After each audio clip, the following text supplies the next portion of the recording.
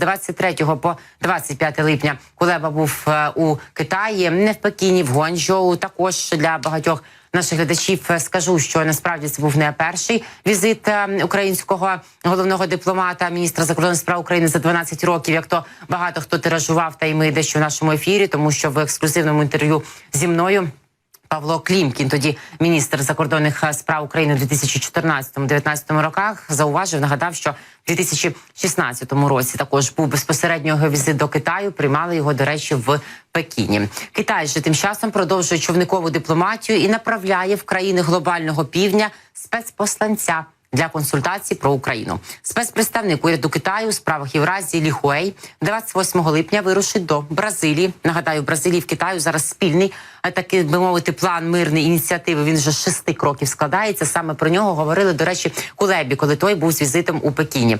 До Південно-Африканської Республіки поїде Лі Хуей та до Індонезії. Там він буде проводити консультації щодо України. Про це заявила речниця МЗС Китаю Мао Нін. Китай 28 липня, це вже завтра, направить спеціального представника уряду КНР у справах Євразії Лі Хуея до цих країн для проведення 4-го раунду, як порахували в Китаї, човникової дипломатії з української кризи. Нагадаю, саме так, на превеликий жаль, досі в Китаї продовжують називати російсько-українську війну.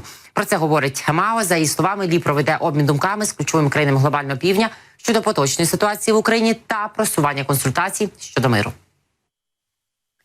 Наша мета – зробити внесок у деескалацію та створити умови для відновлення мирних переговорів. Криза триває вже більше 2 років, проте бойові дії продовжуються і існує ризик подальшої ескалації та розширення конфлікту, що непокоїть міжнародне співтовариство. Китай є постійним членом Ради безпеки ООН, відповідальною великою державою. Наша країна завжди твердо сприяла політичному врегулюванню кризи. Борель з нами закликає Китай вплинути на Росію, аби завершити війну в Україні. Головний дипломат Європейського Союзу Жозеп Борель зустрівся з міністром закордонних справ Китаю Ван Ї, з яким зустрічався і міністр закордонних справ України Дмитро Кулеба цього тижня, на полях регіонального форуму Асоціації держав Південно-Східної Азії ACEAH. У Лаосі 26 липня це відбулося. Під час зустрічі обговорювалися відносини на загал між Європейським Союзом та Пекіном. Повідомляє про це Європейська служба зовнішніх справ. Борель заявив, що ЄС і Китай повинні визнати свої взаємні занепокоєння. Ну, тим паче, що і торгівля ж іде масштабна між ними, то треба знаходити консенсус з тих питань, які залишаються спірними. Це я додаю, не Борель. Йдеться насамперед про підтримку, за словами Бореля, Китаєм агресивної російської війни проти України, що негативно впливає якраз на ці відносини між Євросоюзом і Пекіном. Головний дипломат ЄС пояснив, чому Союз вважає війну Росії проти України екзистенційною загрозою для Європи всієї, а також висловив занепокоєння через те, що експорт великої кількості товарів подвійного призначення з Китаю до РФ підтримує Росію в нарощуванні військової техніки. Борель попросив Пекін використати свій вплив на Москву, щоб сприяти припиненню війни, а також закликав Китай підтримати мирний процес. Головний дипломат Союзу Європейського вважає, що спільна заява Пекіна з Бразилією від травня 2024 року, про яку ми згадували, не сприяє руху в цьому напрямку. Ще одне занепокоєння ЄС у відносинах із Китаєм – це вплив економічної політики та виробничих субсидій Пекіна, які спричиняють викривлення на європейському ринку. Союз вважає, що Китай повинен усунути першопричини незбалансованих торговельних відносин. Стосовно Тайваню, Борель підтвердив, що позиція Євросоюзу не змінилася. ЄС, як, до речі, як мені знали і Україна, про що говорив Кулеба в Гуанчжоу, дотримуються політики єдиного Китаю, визнаючи офіційний уряд Пекіна. Водночас Європейський Союз продовжує тісну співпрацю з Тайванем у широкому спектрі сфер, та як і ми, без встановлення офіційних дипломатичних зв'язків з островом. Щодо Близького Сходу теж йшлося. Головний дипломат ЄС поцікавився результатами зустрічі кількох палестинських груп, яка відбулася минулого тижня в Пекіні. Бачите, там розповідала, зокрема, на стрімі з Клімкіним, можете переглянути на Ютубі 24-го, що фактично Китай цього тижня включив такий турборежим дипломатії з пропелером. Борель вважає, що розбіжності між палестинськими групами завдали шкоди палестинському народу. Головний дипломат ЄС виступив за зусилля, спрямовані на подолання цих розбіжностей, та підкреслив, що Євросоюз залишається послідовним у підтримці рішення, яке передбачає існування 2 держав. Китайський уряд, попри поглиблення співпраці з РФ, заперечує, нагадаю, надання військової підтримки Росії у війні проти України. Але Пекін допомагає російській оборонній промисловості, зокрема через експорт високотехнологічних компонентів і подібних товарів.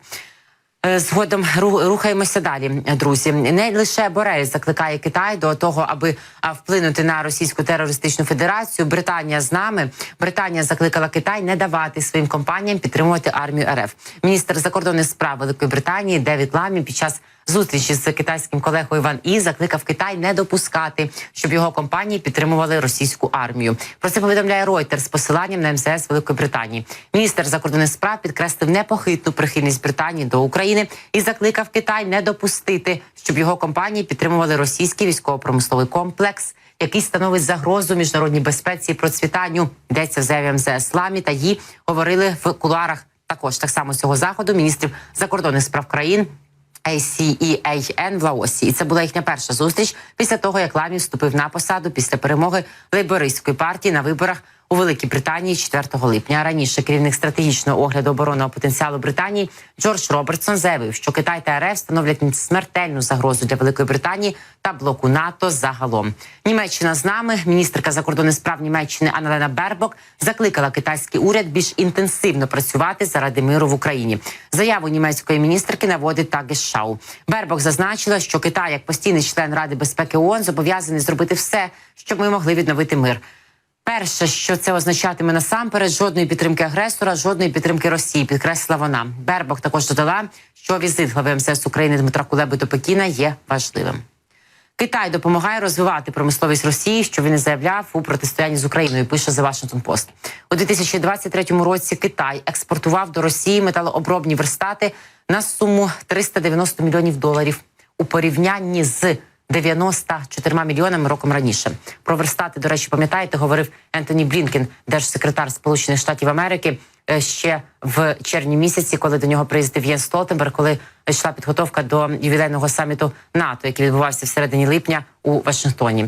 За оцінками вченого університету Тафтса і експерта зі Збройних сил Росії Павла Лузіна, 90% верстатів, таку цифру називав Ентоні Блінкен, що імпортуються до Росії, надходять саме з Китаю. А ті, що виробляються в Росії, містять китайські комплектуючі, деталі та двигуни. Аналітики стверджують, що Пекін, який жорстко контролює свій приватний сектор, дозволив компаніям продовжувати вести з Москвою будь-який бізнес, який вони захочуть, що вигідно обом країнам, а НАТО не зможе зупинити експорт товарів подвійного призначення, таких як лазерні верстати, без зусиль з боку китайського уряду.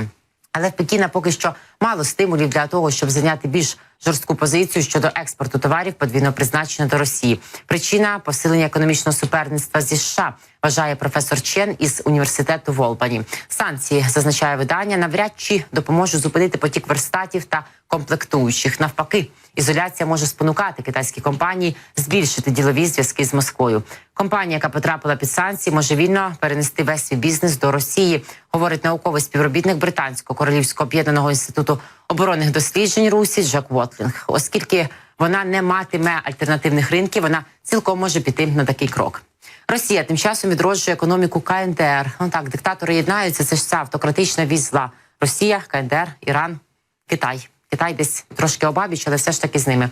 За офіційними даними Північної Кореї, у 2023 році валовий внутрішній продукт КНДР зріс на 33,1% порівняно з роком попереднім. Повідомляє про це Bloomberg. Зростання відбулося на тлі активного продажу зброї Росії та скасування обмежень на кордоні, введених на початку пандемії COVID-19, що обмежували торгівлю.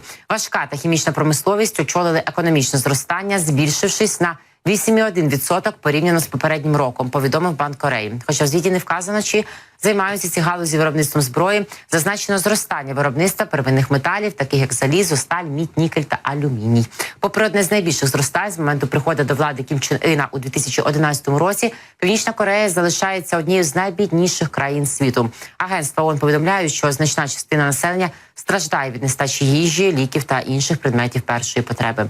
Валовий національний дохід, який вимірює загальне багатство, зароблене окремими особами та підприємствами в країні, склав 49 трильйона вон, це 29,5 мільярда доларів торік, що є лише 1,60 від показника Південної Кореї, наприклад.